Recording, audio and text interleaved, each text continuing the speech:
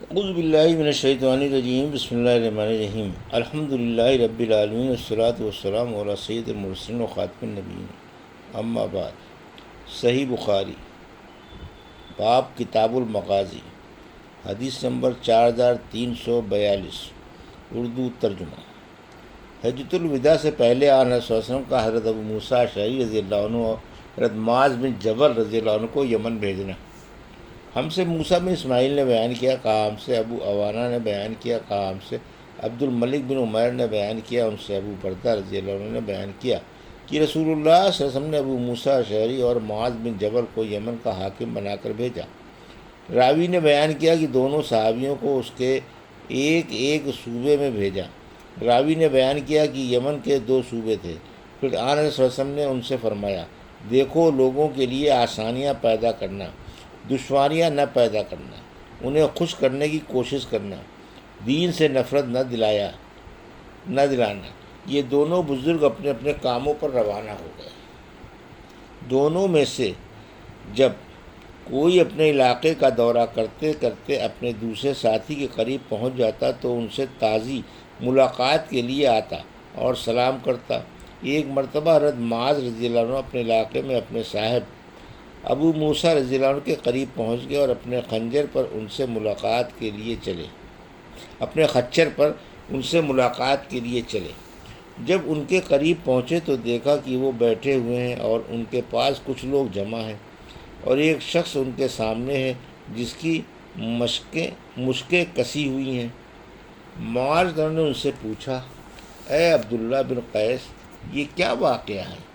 ابو موسیٰ رضی اللہ عنہ نے بتلایا کہ یہ شخص اسلام لانے کے بعد مرتد ہو گیا ہے۔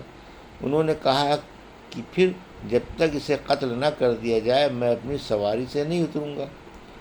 ابو موسیٰ رضی اللہ عنہ نے کہا کہ قتل کرنے ہی کے لیے اسے یہاں لایا گیا ہے، آپ اتر جائیں۔ لیکن انہوں نے ابھی بھی یہی کہا کہ جب تک اسے قتل نہ کیا جائے گا میں نہ اتروں گا۔ آخر ابو موسیٰ رضی اللہ عنہ نے حکم دیا اور اسے قتل کر دیا گیا۔ تب وہ اپنی سواری سے اترے اور پوچھا، عبداللہ آپ قرآن کس طرح پڑھتے ہیں؟ انہوں نے کہا، میں تو تھوڑا تھوڑا ہر وقت پڑھتا رہتا ہوں۔ پھر انہوں نے معاذ سے پوچھا کہ معاذ آپ قرآن مجید کس طرح پڑھتے ہیں؟ معاذ رضی اللہ عنہ نے کہا، میں رات کے شروع میں سوتا ہوں، پھر اپنی نیند کا ایک حصہ پورا کر کے میں اٹھ بیٹھتا ہوں، اور جو کچھ اللہ تعالیٰ نے میرے لیے مقدر کر رکھا ہے میں اس میں قرآن مجید پڑھتا ہوں۔ اس طرح بیداری میں جس ثواب کا بھی اس سے اسی طرح امیدوار رہتا ہوں۔ حدیث نمبر 4343، اردو ترجمہ۔ مجھ سے اسحاق نے بیان کیا، کہا ہم سے خالد نے، ان سے شیبانی نے، ان سے سعید بن ابی بردہ نے، ان سے ان کے والد نے، اور ان سے ابو موسیٰ اشعری رضی اللہ عنہ نے کہ نبی کریم صلی اللہ علیہ وسلم نے انہیں یمن بھیجا۔ ابو موسیٰ رضی اللہ عنہ نے آن صلی اللہ علیہ وسلم سے ان شربتوں کا مسئلہ پوچھا جو یمن میں بنائے جاتے تھے۔ آن صلی اللہ علیہ وسلم نے دریافت فرمایا کہ وہ کیا ہیں؟ ابو موسیٰ رضی اللہ عنہ نے بتایا کہ التبع اور مزر۔ سعید بن ابی بردہ نے کہا کہ میں نے ابو بردہ اپنے والد سے پوچھا، التبع کیا چیز ہے؟ انہوں نے بتایا کہ شہد سے تیار کی ہوئی شراب، اور المزر جو سے تیار کی ہوئی شراب۔ آن رسول اللہ نے جواب میں فرمایا کہ ہر نشاور پینا حرام ہے۔ اس کی روایت جریر اور عبد الواحد نے شیبانی سے کی ہے اور انہوں نے ابو بردہ سے کی ہے۔ حدیث نمبر 4344 اور 4345، اردو ترجمہ۔ ہم سے مسلم نے بیان کیا، کہا ہم سے شعبہ نے بیان کیا، کہا ہم سے سعید بن ابی بردہ نے، اور ان سے ان کے والد نے بیان کیا کہ نبی کریم صلی اللہ علیہ وسلم نے ان کے دادا حضرت ابو موسیٰ رضی اللہ عنہ اور معاذ بن جبل کو یمن کا حاکم بنا کر بھیجا اور فرمایا کہ لوگوں کے لیے آسانی پیدا کرنا، ان کو دشواریوں میں نہ ڈالنا، لوگوں کو خوشخبریاں دینا، دین سے نفرت نہ دلانا، اور تم دونوں آپس میں موافقت رکھنا۔ اس پر ابو موسیٰ رضی اللہ عنہ نے کہا، اے اللہ کے نبی، ہمارے ملک میں جو سے ایک شراب تیار ہوتی ہے جس کا نام المزر ہے، اور شہد سے ایک شراب تیار ہوتی ہے جو الطبع کہلاتی ہے۔ آپ صلی اللہ علیہ وسلم نے فرمایا کہ ہر نشہ لانے والی چیز حرام ہے۔ پھر دونوں بزرگ روانہ ہوئے۔ معاذ نے ابو موسیٰ سے پوچھا، آپ قرآن کس طرح پڑھتے ہیں؟ انہوں نے بتایا کہ کھڑے ہو کر بھی، بیٹھ کر بھی اور اپنی سواری پر بھی، اور میں تھوڑے تھوڑے عرصے بعد پڑھتا ہی رہتا ہوں۔ معاذ نے کہا، لیکن میرا معمول یہ ہے کہ شروع رات میں سو جاتا ہوں اور پھر بیدار ہو جاتا ہوں۔ اس طرح میں اپنی نیند پر بھی ثواب کا امیدوار ہوں، جس طرح بیدار ہو کر عبادت کرنے پر ثواب کی مجھے امید ہے۔ اور انہوں نے ایک خیمہ لگا لیا اور ایک دوسرے سے ملاقات بار بار ہوتی رہتی۔ ایک مرتبہ معاذ ابو موسیٰ رضی اللہ عنہ سے ملنے آئے، دیکھا ایک شخص بندھا ہوا ہے۔ پوچھا، یہ کیا بات ہے؟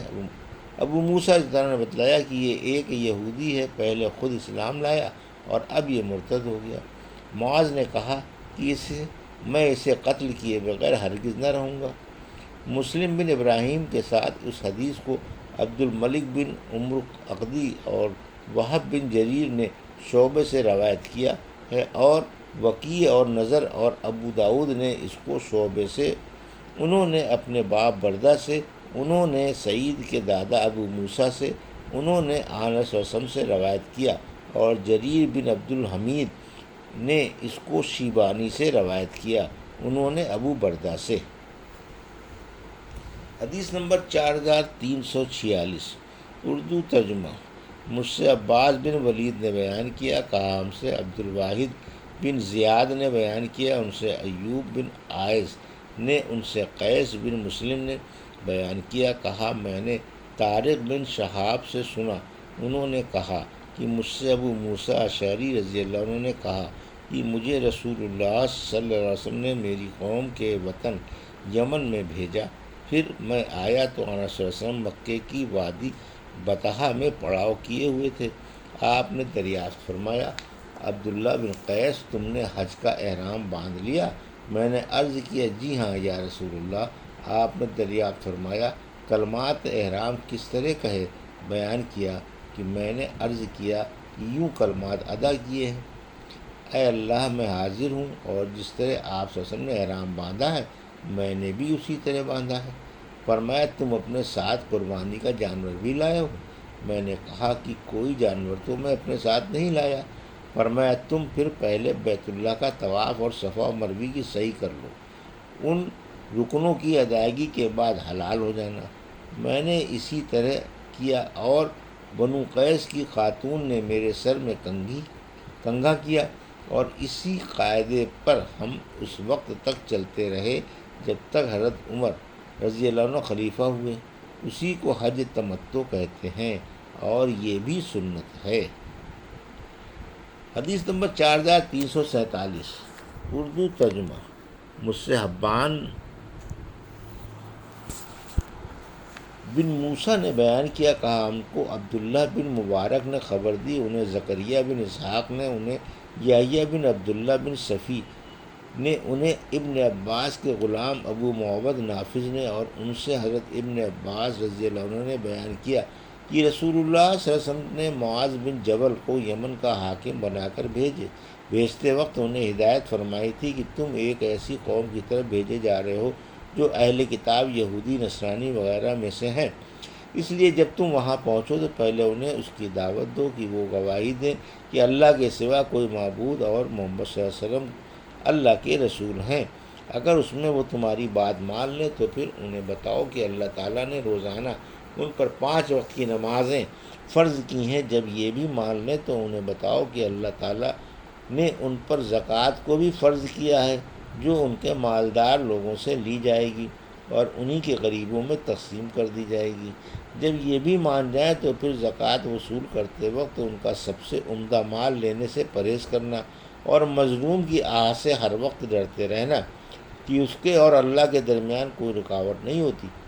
ابو عبداللہ امام بخاری نے کہا کہ سورہ مائدہ میں جو طوعت کا لفظ آیا ہے اس کا وہی معنی ہے جو طاعت اور اطاعت کا ہے، جیسے کہتے ہیں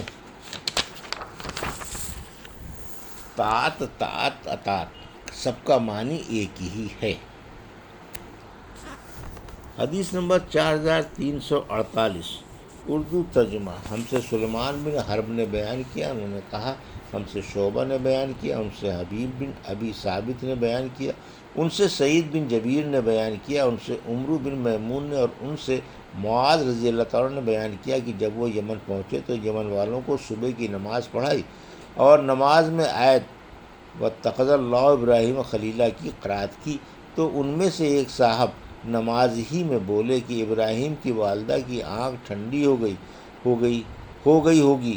معاذ بن معاذ بغوی نے شعبہ سے، انہوں نے حبیب سے، انہوں نے سعید سے، انہوں نے عمرو بن میمون سے اس حدیث میں صرف اتنا بڑھایا ہے کہ نبی کریم صلی اللہ علیہ وسلم نے معاذ کو یمن بھیجا، وہاں انہوں نے صبح کی نماز میں سورہ نساء پڑھی۔ جب اس آیت پر پہنچے واتخذ اللہ ابراہیم خلیلہ، تو ایک صاحب جو ان میں کھڑے ہوئے تھے کہا کہ ابراہیم کی والدہ کی آنکھ ٹھنڈی ہو گئی۔ یہ تھی صحیح بخاری باب کتاب المغازی کی حدیث نمبر 4342 سے 4348 کا اردو ترجمہ جو ابھی آپ نے سماعت فرمایا۔